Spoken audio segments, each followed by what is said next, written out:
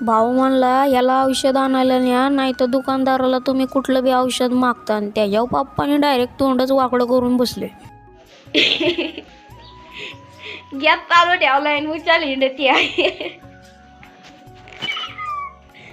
Gas काय बंद नाही केला तू गॅस?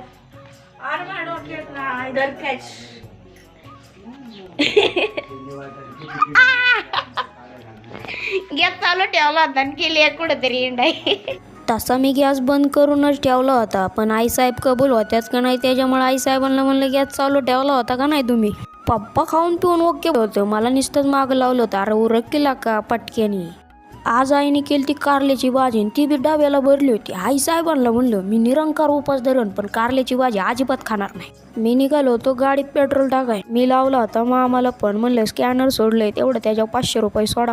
मामाने स्कॅनरवर पैसे सोडले, लगेच पेट्रोल टाकलं. कसं आहे जिथं विषय गंभीर तिथं मामा खंबीर. पप्पा आले होते रोडला, डायरेक्ट पप्पाला रोडवरून उचललं. मीन पप्पा निघालो होतो औषध आण. मीन पप्पा दुकानात पोहोचल्यानंतर म्हणलं जरा व्हिडिओ घ्या. म्हणलं हे दुकान तर आमच्या हॉलपेक्षा बी मोठं आहे. ह्या दुकानदाराचं कसं आहे चिठ्ठी लिहून देतो आणि पुढच्या वेळेस परत वेगळं औषध देतो, पण चिठ्ठी दावायला लागते बरं का. इथं कॅमेरा आहे, चोरी करायची नाही अजिबात. तुम्हाला वाटण इथं कोण नाही बघत, पण उपरवाला सब देखताय. पावतीवरती म्हणलं कोणकोणती औषध दिली आहेत, पण मला काहीच कळणार. 1200 रुपये बिल झालं.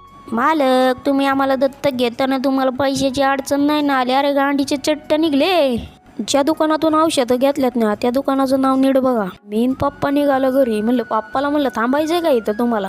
पप्पाला वावरात जाणाऱ्या रोडला सोडलं. पप्पा म्हणले तुला सोडवाय नेलं असतं, पण तुला कामाला जायचंय. पण मी करायचा तोच घोटाळा केला. मला तर इथंच 11 वाजलेत, कामाला जाऊ का नको हीच कळा नाही. मी घरी आल्यावर अरे 6चा नाही बाबा, 5चाच होतोय. मला उठके करा फ्रेश पाण्यात औषध मारा. मला मीन भाऊ निघालो होतो लिंबाचा पाला आणायला. कसा गप्पा गप्पा डांगा टाक.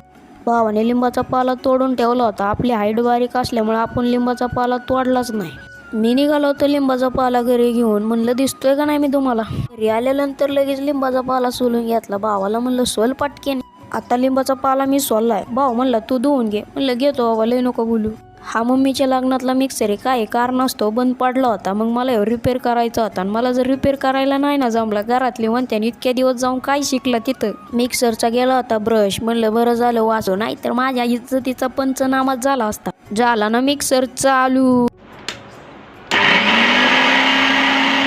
सगळं लागणारं सामान घेतलं आणि घरातलं पण मिक्सर होता आमच्याकडं. पण भाऊ म्हणला तू जाळून टाकशील, ह्यालाच नीट कर. लिंबाचा पाला जार टाकला आणि चालू केलं वाटायला. भोंग.